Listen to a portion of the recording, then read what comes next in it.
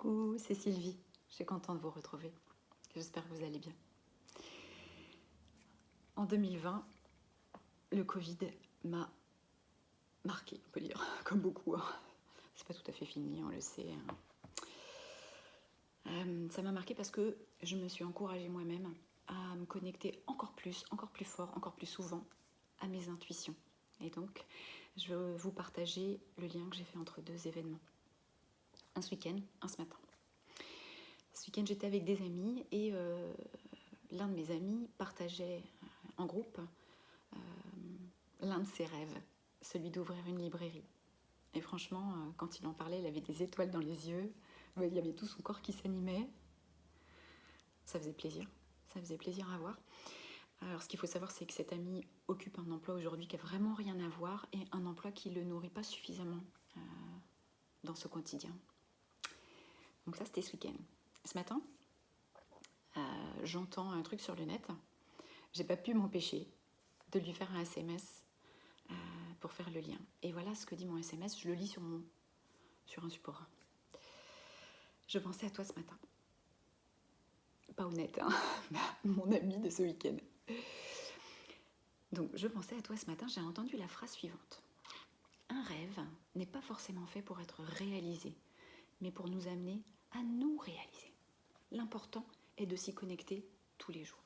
Ça te donne de l'énergie et nous inspire de sorte d'agir chaque jour pour changer notre vie. Je t'encourage à aller plus loin dans ton idée de librairie. Ça te mettra dans une énergie haute. Peu importe le résultat, ça changera la donne. Et c'est vrai que ça change le système quand on met des paramètres nouveaux, des paramètres qui nous plaisent. L'idée, par exemple, dans le cas de mon ami, c'est pas de prendre rendez-vous avec le banquier pour avoir après et acheter un local. C'est pas ça. C'est se lever en pensant à une librairie, c'est peut-être interroger des professionnels qui ont ouvert une librairie, c'est faire des recherches sur Internet, sur ce qu'il existe comme style de librairie, quels sont les services proposés. En fait, c'est mettre un peu de la librairie dans sa vie, parce que ça change le système. Et vous, comment ça résonne en vous tout ça? Et d'ailleurs, ça fait combien de temps que vous n'êtes pas posé pour savoir de quoi vous rêvez vous? Et ce que vous faites de vos rêves?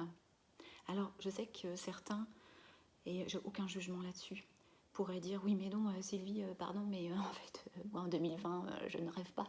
Je n'ai pas le temps, ou bien il y a d'autres priorités, je survis. Et ben, il faut savoir une chose, c'est que survivre sera plus agréable si on va chercher des rêves en parallèle et si on met un petit peu de nos rêves dans ce quotidien. Rien qu'en y pensant, rien qu'en allant chercher quelques infos, rien qu'en se posant pour s'autoriser à en avoir. C'est énorme. Voilà. Je vous dis à bientôt pour une nouvelle vidéo. À bientôt. Portez-vous bien. Au revoir.